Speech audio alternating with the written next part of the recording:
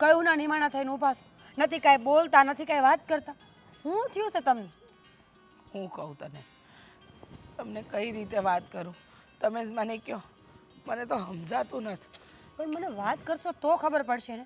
અને જો તમે બાપુની વાત કરવાના હોય ને કે એણે તમારી ઉપર ગુસ્સો કર્યો, તો મારે નથી સાંભળવું. એ કાંઈ નવાઈની વાત નથી. અને હવે તમને આટલા વર્ષમાં આદત પડી જ જાવી જોવે.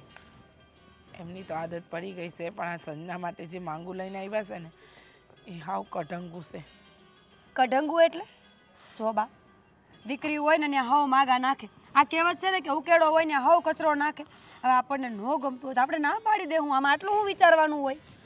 તમારા બાપુએ સામે ચાલીને વાત કરી દીધી છે હંધી. તો પછી માણા હારા જ હોય. બાપુ સામેથી કયા જતા હોય મને કહો તો પહેલા એકવાર. સંજના કોલેજ ભણેલી છે ને એ છોકરો હાવ અંગૂઠા સાપ છે.